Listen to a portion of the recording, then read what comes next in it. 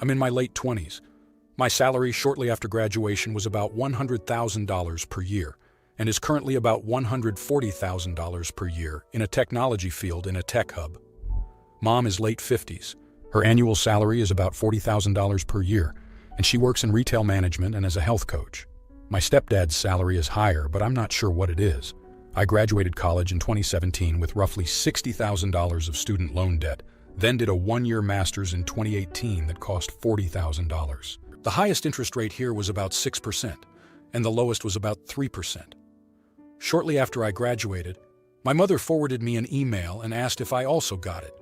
It was an email asking her to pay $40,000 in Parent Plus loans with interest rates ranging from 8% to 9%. After a panic attack, I called her and politely told her that because she took these loans out without ever mentioning them to me or giving me alternative options, that I would not be paying them off. Our relationship has generally been pretty good, although she occasionally guilt-trips me about not taking over the loans.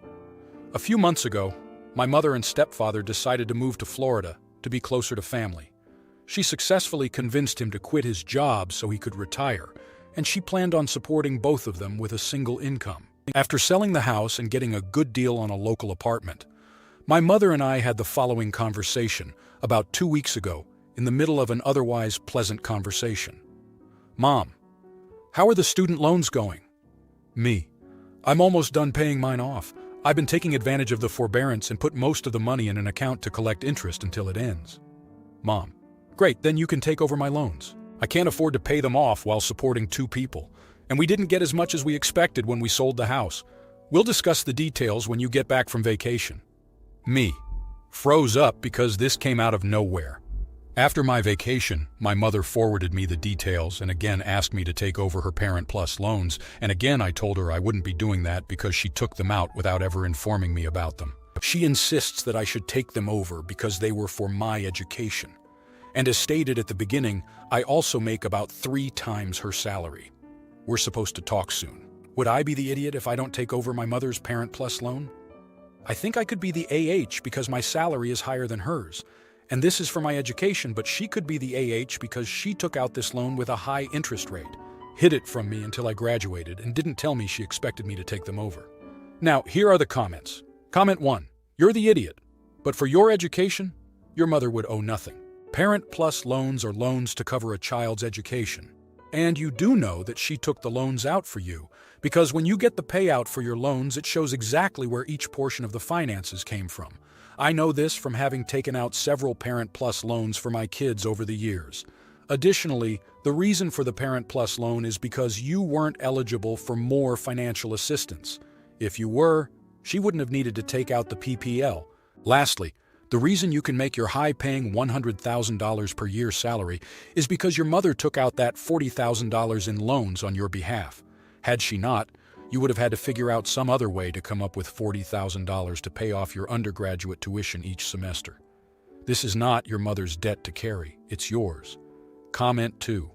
There's no way you didn't know your mom took out $40,000 in loans for your education. At some point in time, you had to have known how much your tuition was. You knew how much you took out in loans. It would be obvious that there was probably a $10,000 difference for each year of undergrad. Is it your responsibility to pay them off? No. It is a parent loan after all, but I can't imagine saying no to my own mom asking me for financial assistance if I was comfortably in a position to provide it. So overall, everyone sucks here with a side of YTA. Comment 3. You had to fill out the FAFSA, which means the system told you how much you would get in grants, direct loans, and Parent Plus loans. You may have conveniently forgotten, but you knew. Everyone sucks here. You for feigning ignorance and absolving yourself of any responsibility. Your mother for not making sure everyone was on the same page up front. I've been through this, so I know the process. My offspring and I had discussions from the start on which loans they would pay and which ones I would pay. Now for the next story. So a little backstory, I suffer from agoraphobia and haven't left the house in over a decade. The home we live in is a 1-bedroom apartment and it's in his name. I have a dog and together we have a cat. We have permission to have both pets here because I gave up my place and because of my agoraphobia. He wants me to keep both pets, and he said I can keep the place while he finds somewhere new. Unfortunately, we still have to share the bed because the sofas are too small to sleep on, and we have nothing else for either of us to use. Now, though, he has come to me to tell me he's bringing this new woman he's dating back here tomorrow to watch a movie in the bedroom, while I stay, I assume quietly and out of sight, in the living room. This whole thing makes me feel extremely uncomfortable. And I've told him this, but he just says but this and but that, because he doesn't want to imagine if it was the other way around. All I can think about is this stranger in my home, lying on my side of the bed, and it's stressing me out. Not to mention, if they end up doing more than watching a movie, how am I supposed to sleep in the bed then? Am I being unreasonable? Now here are the comments. Comment 1. Not the idiot, but you're so agoraphobic you haven't left the house in 10 years. Honestly, that is beyond agoraphobia. And that is the point where you should literally check yourself into a mental hospital. That is not meant to be an insult in any way. I legitimately mean that I'm concerned for your well-being, especially when your ex finally decides to actually move out. What are you going to do then? While you can get a work-from-home job and have shopping delivered, you still need to go to the doctor, get exercise, and eventually you will likely have to move when the rent goes up past what you can afford. Please take care of yourself before it gets too late. Comment 2. There is no reason you should be living with your ex in an apartment that's under his name, and he isn't dating you so he can bring anyone he wants over. Although that's kind of weird on his end because you live there. But you need to get your own place. Putting pets on a new lease is not that hard. I'd seek medical help for your condition because not leaving for over 10 years is a huge problem. You're the idiot. Comment 3. I guess not the idiot for not wanting to basically third wheel your ex's date in your bedroom. Can he not go to her place? Also, that whole living situation sounds like a recipe for disaster. I know finding a new place isn't easy, but living with your ex and sharing a bed isn't sustainable.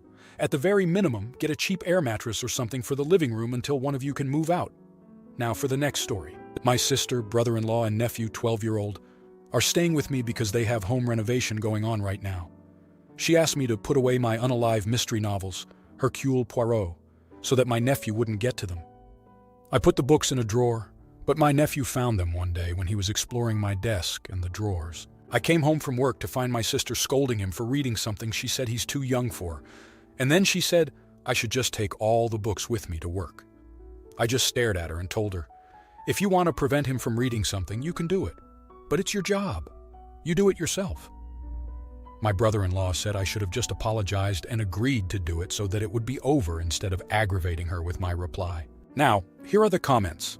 Comment 1. Soft not the idiot. It's bad manners in my culture to go through drawers in a room that doesn't belong to you / is common space in your own home, let alone someone else's home.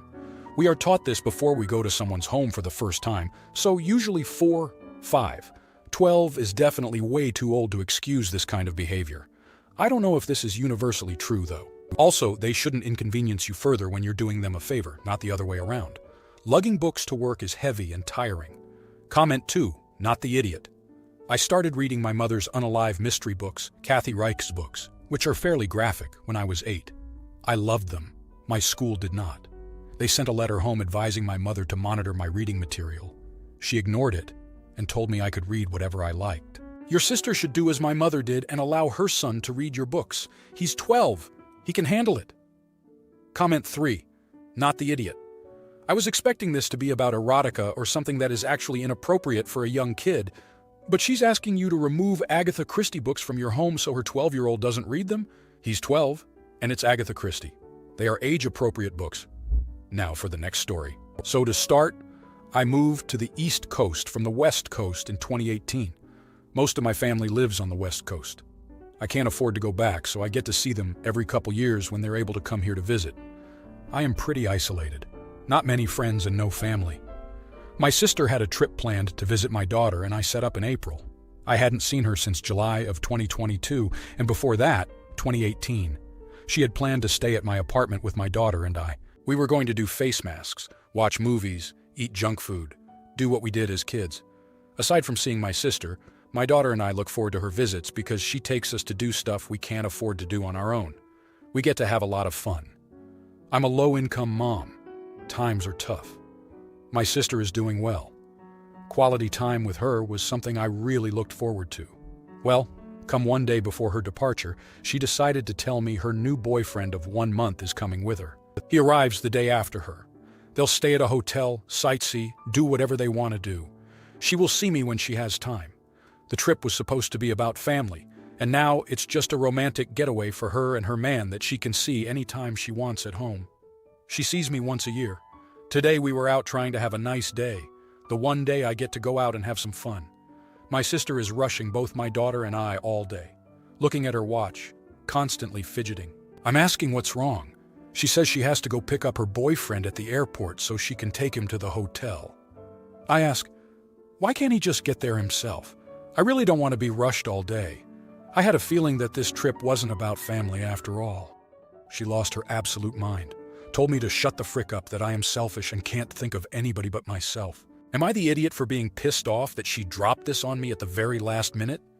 Do I have a right to feel angry about this? Am I just a selfish person for expecting the week with my sister? Now here are the comments. Comment 1. Yes, your sister should have given you more notice. Given your reaction, I can understand why she didn't, though. However, aside from seeing my sister, my daughter and I look forward to her visits because she takes us to do stuff we can't afford to do on our own. Today, we were out trying to have a nice day. The one day I get to go out and have some fun. Tilda. This is what puts you in the everyone sucks here boat, along with your sister and her boyfriend. Tilda.